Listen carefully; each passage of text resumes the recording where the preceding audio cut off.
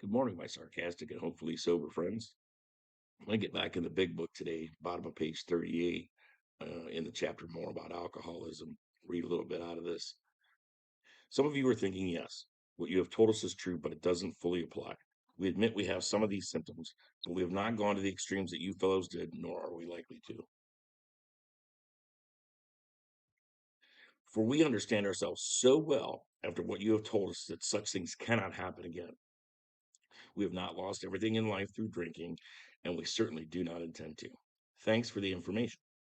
That may be true of certain non alcoholic people who, though drinking foolishly and heavily at the present time, are able to stop or moderate because their brains and bodies have not been damaged as ours were. But the actual or potential alcoholic, with hardly an exception, will be absolutely unable to stop drinking on the basis of self knowledge. This is a point we wish to emphasize and re emphasize to smash home upon our alcoholic readers as it has been revealed to us out of bitter experience. Let us make another illustration. Fred is a partner in a well known accounting firm. His income is good, he has a fine home, is happily married, and the father of promising children of college age. He has so attractive a personality that he makes friends with everyone. If ever there was a successful businessman, it is Fred. To all appearance, he is a stable, well balanced individual, yet he is alcoholic. We first saw Fred about a year ago in a hospital where he had gone to recover from a bad case of the jitters. It was his first experience of this kind, and he was much ashamed of it. Far from admitting he was an alcoholic, he told himself he came to the hospital to rest his nerves. The doctors intimated strongly that he might be worse than he realized. For a few days, he was depressed about his condition. He made up his mind to quit drinking altogether. It never occurred to him that perhaps he could not do so. In spite of his character and standing, Fred would not believe himself an alcoholic, much less accept a spiritual remedy for his problem. We told him what we knew about alcoholism. He was interested and conceded that he had some of the symptoms, but he was a long way from admitting that he could do nothing about it himself. He was positive that his humiliating experience, plus the knowledge he had acquired, would keep him sober for the rest of his life. Self knowledge would fix it, self will run riot. We heard no more of Fred for a while. One day we were told he was back in the hospital. This time he was quite shaky. He soon indicated he was anxious to see us. The story he told is most instructive. For here was a chap absolutely convinced he had stopped drinking, who had no excuse for drinking, who exhibited splendid judgment and determination in all his other concerns, yet was flat on his back nevertheless. Let him tell you about it. I was much impressed with what you fellows said about alcoholism, and I frankly did not believe it would be possible for me to drink again. I rather appreciated your ideas about the subtle insanity which precedes the first drink, but I was confident it could not happen to me after what I had learned. I reasoned I was not so far advanced as most of you fellows, that I had been unusually successful in licking my other personal problems, and that I would therefore be successful where you men had failed. I felt I had every right to be self confident, that it would be only a matter of exercising my willpower and keeping on guard. In this frame of mind, I went about my business for a time, and all was well. I had no trouble refusing drinks, and began to wonder if I had not been making too hard a work of this simple matter. Cunning, baffling, and powerful. That's the way your fucking mind works. One day I went to Washington to present some accounting evidence to a government bureau. I'd been out of town before during this particular dry spell, so there was nothing new about that. Physically, I felt fine.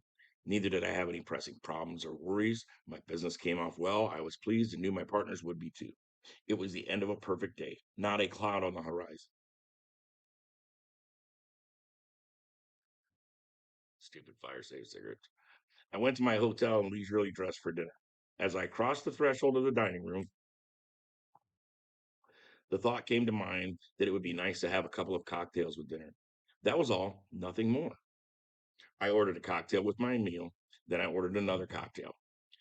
After dinner, I decided to take a walk. When I returned to the hotel, it struck me a highball would be fine before going to bed. So I stepped into the bar and had one. I remember having several more that night and plenty the next morning. I have a shadowy recollection of being in an airplane bound for New York and of finding a friendly taxicab driver at the landing field instead of my wife. The driver escorted me about for several days. I know little of where I went or what I said and did. Then came the hospital with unbearable mental and physical suffering. As soon as I regained my ability to think, I went carefully over the evening in Washington. Not only had I been off guard, I had made no fight whatever against the first drink. This time I had not thought of the consequences at all. I had commenced to drink as carelessly as though the cocktails were ginger ale. I now remember what my alcoholic friends had told me, how they prophesied that if I had an alcoholic mind, the time and place would come. I would drink again. They had said that though I did raise a defense, it would one day give way before some trivial reason for having a drink. Well, just that did happen and more. For what I had learned of alcoholism did not occur to me at all. I knew from that moment that I had an alcoholic mind. I saw that willpower and self knowledge would not help me in those strange mental blank spots. I had never been able to understand people who said that a problem that had them hopelessly defeated. I knew then, and it was a crushing blow. Two of the members of Alcoholics Anonymous came to see me. They grinned, which I did not like so much. And then they asked me if I thought myself alcoholic and if I were really licked this time. I had to concede both propositions. They piled on me heaps of evidence of to the effect that an alcoholic mentality, such as I had exhibited in Washington, was a hopeless condition. They cited cases out of their own experience by the dozen. This process snuffed out the last flicker of conviction that I had that I could do the job myself. I'm going to stop right there. The whole cunning, baffling, powerful. This is how your disease works on you. This is how an addict's mind works. We get in a situation, we go somewhere, and it's like, we should be able to have a drink. We should be able to take a hit, whatever it is, whatever your chosen vice is. Um, but we are defenseless against that first drink. We have no defense on our own. So, self-will is not going to help. Self-knowledge is not going to help. It takes a spiritual experience. It takes a power greater than yourself to help you. The whole insanity of this disease, repeating the same behavior and hoping for a different outcome. That your mind works on you and tries to tell you you're okay. You've been fine for a while. Case in point, when I first got sober was, January 1st of 2010.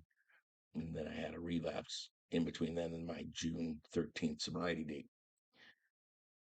On the night that I fell off the wagon, I had my sponsor lead my home group, and he gave an amazing lead, very powerful. And I left that meeting and I went and I got drunk.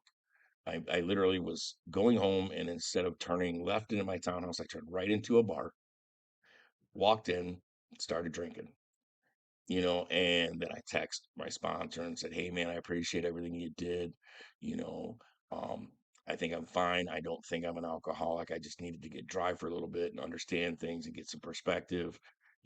I'll be fine. Don't contact me." Contacted a brother of mine, same thing, and he was like, "Do I need to come get you?" And no, I'm fine. I just needed a break from drinking, is what I'm telling myself while I'm in the bar while I'm getting fucking hammered. And then that couple of months that I was out, things were fucking terrible within a matter of days. It didn't take a long time to build back up to the insanity and the control that alcohol had in my life. You know, it didn't take very long until I'm doing lines off the back of a toilet in a bar. You know, how nasty that is. But hey, it was there. Got to do it. So the whole thing of thinking that you can do this on your own, and there's so many of us that are so strong-willed that I don't need no fucking help. I don't need no group. I don't need your cult. I don't need, what you have. I can do this on my own. Um, I had a friend of mine tell me one time that I needed to get into the real big book, which was the Bible, because that would keep me sober. And he told me that while he was drunk. Um, and while he was hiding bottles in his toilet tank and other places in his house so people wouldn't see them. But what I needed was his idea of the big book, which is the Bible, which didn't seem to be working for him. Um, so, but they had told me, they were like, "You planned that shit." And I, didn't consciously plan it, but, later on after I'd been sober again for a while, I realized, yeah, I intentionally turned right into that bar, and on my way home, I was already decided, and I'm just going to go have a drink because after that lead, I need a drink. After that dude stood up there and told a story about being the first guy in, his county to have party plates and shit like that. I was like, yeah, I'm not that way. I'm not that guy. I don't need that. I can go drink. And I got fucking hammered that night. I didn't have a couple of drinks and go home and prove that my self-will was going to keep me sober. So, for any of you out there thinking that, your self-will or knowledge of alcoholism or whatever is all that you need, you know, I pray that it works out for you. We always look for that easier, softer way. Um, but the chances are that it's not going to work out the way that you're thinking if you are an alcoholic like me. There are problem drinkers that don't have the mind that I do, that don't have that phenomenon of craving that I do, that don't lose their fucking mind when they take something into their body like I do. You know, when I take that first drink, that's it. Alcohol's back in charge of the ship, and we're gonna sail on some rough seas for a long fucking time. So just wanted to touch on that. Uh, I know a lot of people right now that are saying, "Oh no, I got this. I don't need a program. I don't need that." And like I said, I pray for them. You know, just like I pray for all of you. So, all right. I hope you all have a great day. Thanks. Bye.